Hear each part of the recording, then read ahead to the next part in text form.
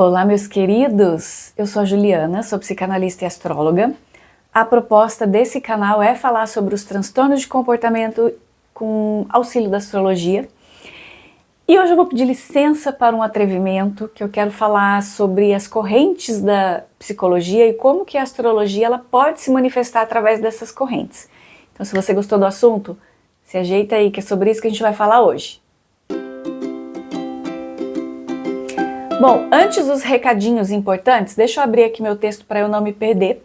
Antes dos recadinhos importantes, eu vou deixar na descrição do vídeo os caminhos para você me achar minhas outras redes, porque eu acabo postando conteúdo diferente em outros lugares.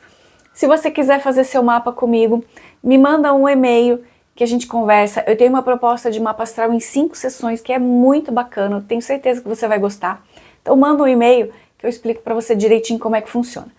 Se você quiser conhecer meus livros, são 2 livros, Emoções e Sentimentos, onde eu falo sobre o lado luminoso e o lado sombrio de cada emoção, e Psicopatia como Herança, que conta a história de uma família onde o personagem principal ele era um narcisista e por ele não ter a menor noção desse traço de personalidade, ele acabou contaminando toda a família dele, todo mundo acabou desenvolvendo algum transtorno de comportamento. E tem muito mapa astral nesse livro, tá? Porque cada personagem ali a gente identifica os transtornos a partir do mapa astral. Se você quiser adquirir o seu, manda um e-mail também, que eu envio para qualquer lugar do Brasil. Ainda mando um exemplar autografado. Isso é mais barato também, tá? Porque as lojas virtuais estão cobrando assim um preço bem salgado. Mas vamos então ao que interessa. Hoje eu quero falar com vocês sobre o empirismo, que também é uma corrente filosófica que antecedeu ali o surgimento da psicologia como ciência. E essa linha de raciocínio, ela se desenvolveu lá entre os séculos 17 e 18 e defendia a ideia de que todo conhecimento humano provém da experiência sensorial. Os filósofos daquela época, eles acreditavam que a mente humana nasce como uma folha em branco e que ela vai sendo escrita ali ao longo da vida, ao longo das percepções captadas, ao longo dos sentidos. Essa abordagem ela contrasta um pouco ali com o racionalismo, que afirma lá que algumas ideias e estruturas de pensamento elas são naturais, então elas já estão presentes ali desde o nascimento. Mas a influência do empirismo ela foi crucial para o nascimento da psicologia como ciência lá no século XIX, porque foi o empirismo que abriu espaço para algumas abordagens experimentais que futuramente trouxeram a característica da psicologia científica, especialmente lá no trabalho de Wundt e mais tarde em correntes como o behaviorismo, a psicologia experimental e por aí vai. Mas a ideia de que o comportamento humano pode ser compreendido a partir da repetição de estímulos e de respostas, ou da associação entre a vivência e a aprendizagem, isso é profundamente enraizado nesses princípios empiristas. E eu listei 5 pontos para a gente observar.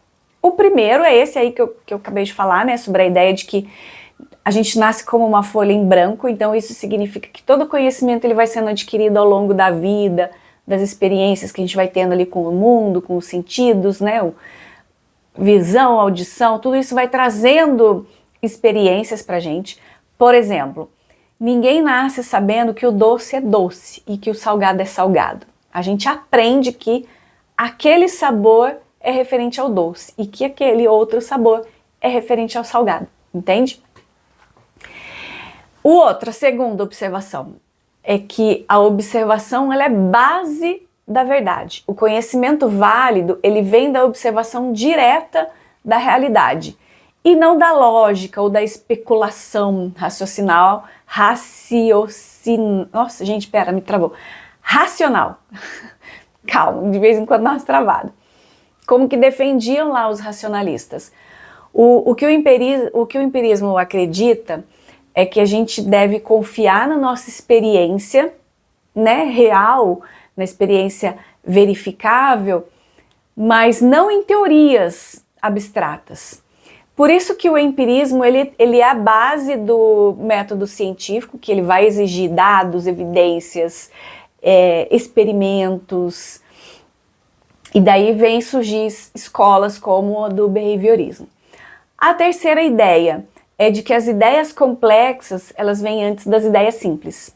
Os empiristas, eles acreditavam que uma ideia complexa, ela não era construída do nada, assim, pela mente, mas ela era construída a partir de elementos simples que vieram da experiência.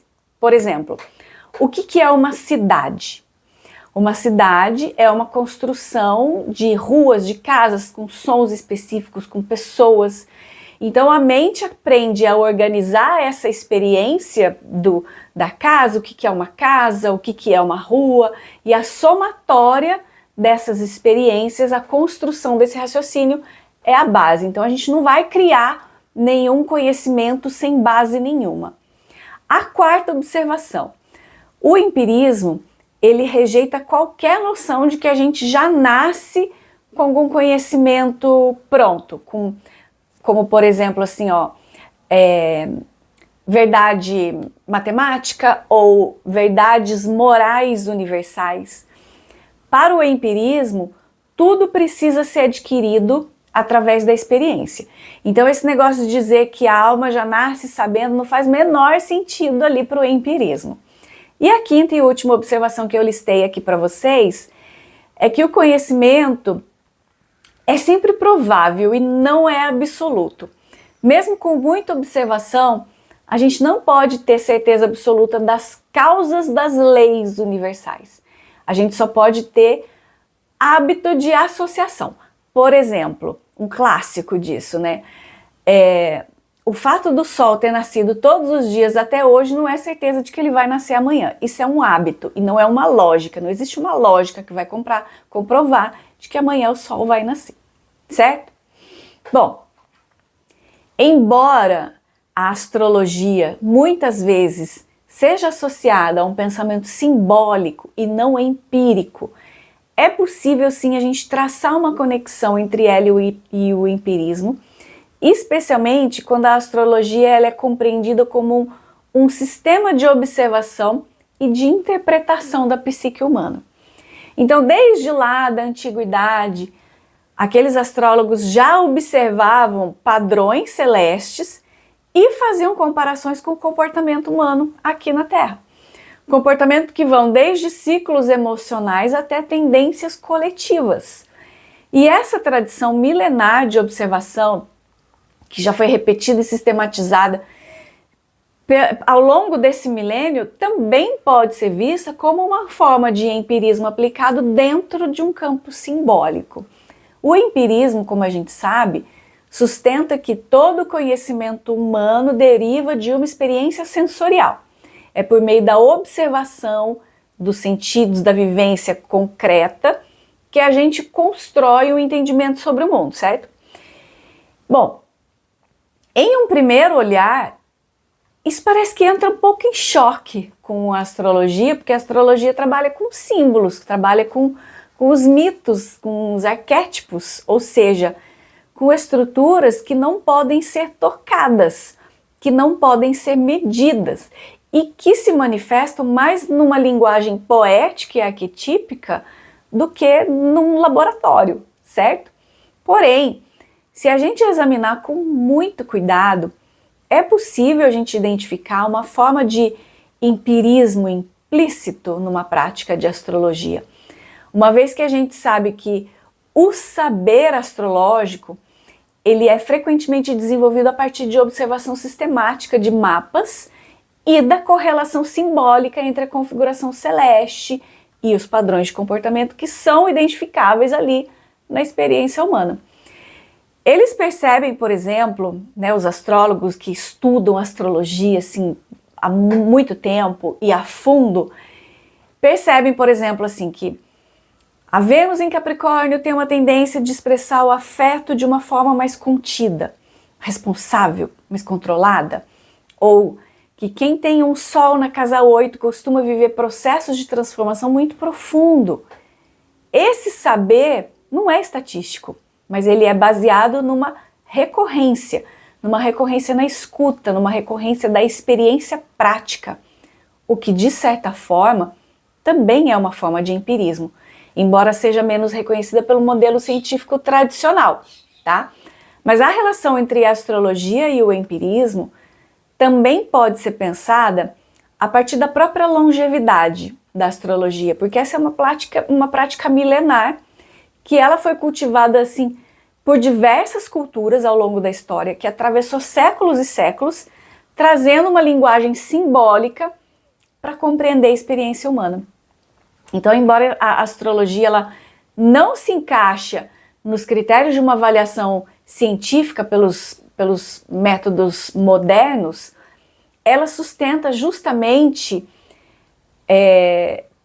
pela sua recorrência histórica, ela se mantém por isso e por essa capacidade de produzir experiência de sentido, o que por si só já revela um tipo de verificação empírica. Se não tivesse nenhuma eficácia simbólica, emocional ou interpretativa, eu acho que essa prática já teria caído em desuso, né? E o fato dela ainda mobilizar pessoas ao redor do mundo mostra assim, que existe algo nela que ressoa com a experiência humana.